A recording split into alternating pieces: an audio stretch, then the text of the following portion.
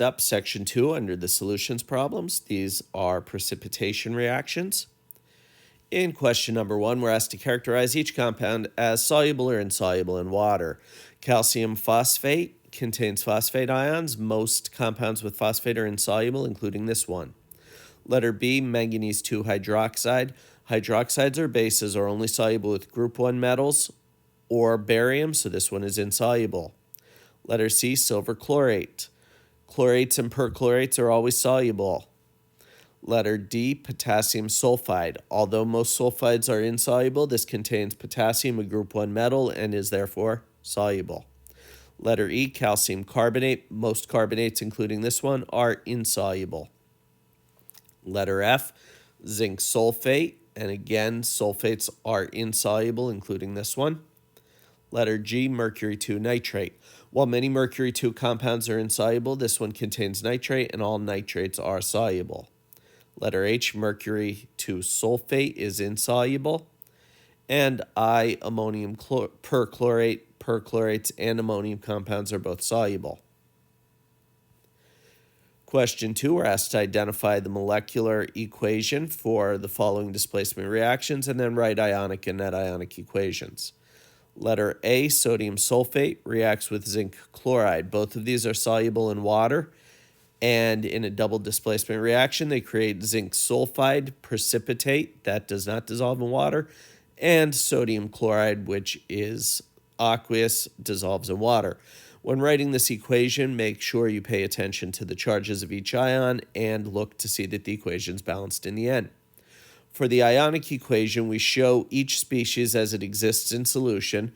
So since sodium sulfide is aqueous, we separate it into the ions that make it up, and we do the same with zinc chloride. On the right-hand side of the equation, zinc sulfide is insoluble, so that's our precipitate, and the sodium and chloride ions exist in solution. We have some spectator ions in this equation. Sodium and chloride are independent species on each side, so they could be eliminated when writing the net ionic equation, which is zinc ions react with sulfide ions to create zinc sulfide solid. Letter B, we do much the same thing. We have potassium phosphate reacting with strontium nitrate, both soluble, to create strontium phosphate, which is a solid precipitate, and potassium nitrate. Again, be careful to balance the equation and balance out all charges in your compounds. The ionic equation shows each of these as it exists in water as independent species, and we can use this to identify our spectator ions, which are potassium and nitrate. Our net ionic equation shows that strontium reacts with phosphate to create strontium phosphate precipitate. And in the last one of this page, we have magnesium nitrate reacting with sodium hydroxide, both soluble, to create magnesium hydroxide, which is an insoluble base, plus sodium nitrate, which is soluble. Breaking each up to write the ionic equation, we find that everything is soluble in water except for the magnesium hydroxide on the right-hand side of the equation. And last, we can identify the spectator ions, which are sodium and nitrate, and eliminating them gives us the following net ionic equation. Magnesium reacts with 2 hydroxide ions to create magnesium hydroxide precipitate. In question 3, we're asked to identify which of these two situations will result in a precipitation reaction.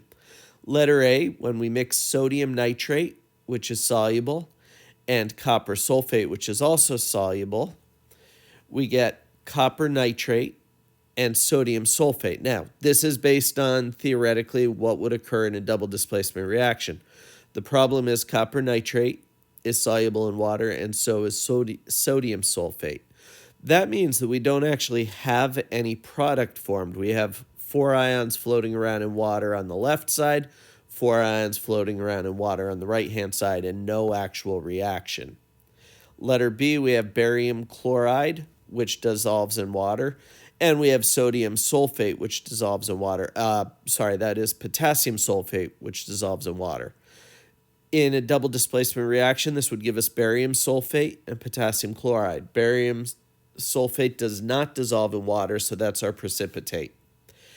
It asks us to write a net ionic equation for each. So the species that are coming together are the barium ions and the sulfate ions to create barium sulfate precipitate.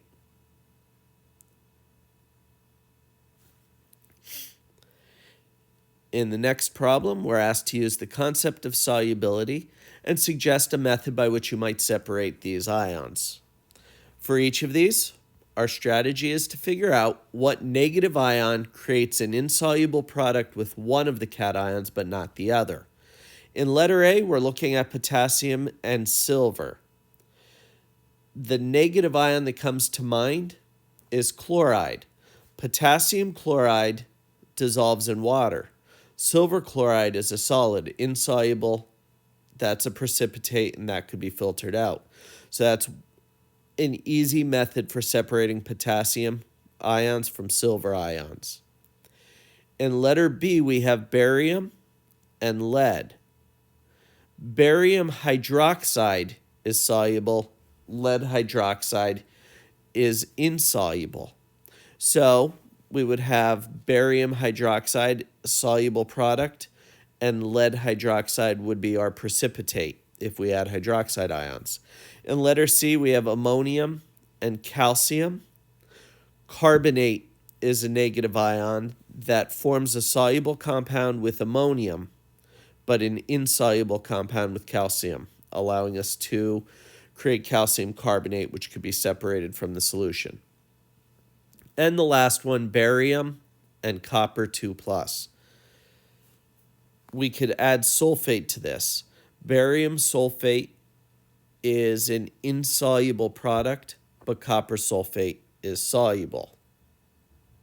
This would allow us to separate the ions.